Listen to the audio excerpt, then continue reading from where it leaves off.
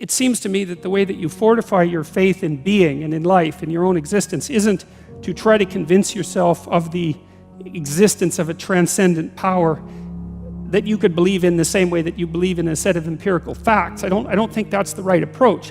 I think it's a weak approach, actually. I don't think that the cognitive technology, I don't think that's the right cognitive technology for that set of problems. You know, that's more technology that you'd use if you were trying to solve a scientific problem. It's more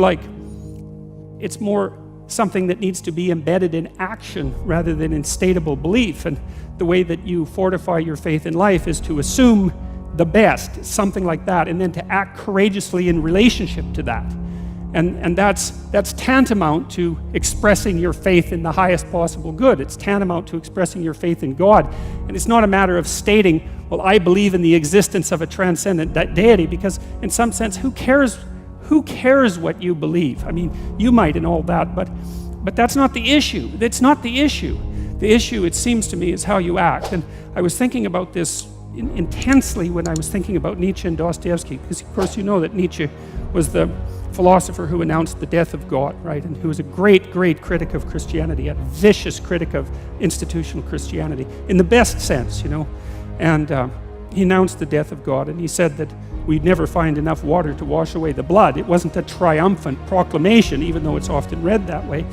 And Nietzsche's conclusion from the death of God, the fact that our ethical systems were going to collapse when the foundation was pulled out from underneath them, he believed that human beings would have to find their own values, to create their own values. And there's a problem with that, because it doesn't seem, this is something Carl Jung was very thorough in investigating, it doesn't really look like people are capable of creating their own values, because you're not really capable of molding yourself just any old way you want to be. Like, you have a nature that you have to contend with. And so it isn't a matter of creating our own values, because we don't have that capacity. It might be a matter of rediscovering those values, which is what Jung was attempting to do. Now, and so I think Nietzsche was actually profoundly wrong in that recommendation. I think he was psychologically wrong. Now, you know, Dostoevsky wrote, in many ways, in parallel to Nietzsche, and was a great influence on Nietzsche. Their lives parallel each other to a degree that's somewhat miraculous in some sense. It's quite uncanny.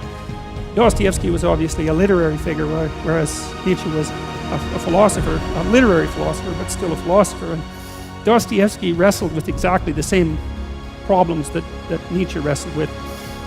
But he did it in a different way. He did it in a literary manner. And he has this great book, The Brothers Karamazov, and in that book, the hero of the book is really Alyosha, who's a monastic novitiate, a very good guy, kind of not an intellect, but a person of great character, you know. But he has a brother, Ivan, who's his older brother, who's a great intellect and a very handsome soldier and a brave man. And like Dostoevsky's villains, Ivan isn't exactly a villain, but that's close enough.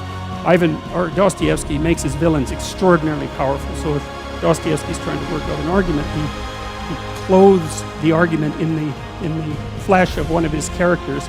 And if it's an argument he doesn't agree with, then he makes that character as strong as he possibly can, as strong and as attractive and intelligent as he possibly can, and then he lets him just have at her. And so Ivan is constantly attacking Alyosha, and from every direction trying to knock him off his perch of faith, let's say.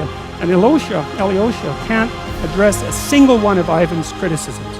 And he doesn't have the intellect for it, and Ivan has a devastating intellect. It's devastating to him himself as well. And what happens in The Brothers Karamazov essentially is that Alyosha continues to act out his commitment to the good, let's say, and in that manner he's triumphant. It doesn't matter that he loses the arguments, because the arguments aren't exactly the point. The arguments in some sense are a side issue, because the issue is, and this is the existential issue, the issue is not what you believe as if it's a set of facts, but how you conduct yourself in the world.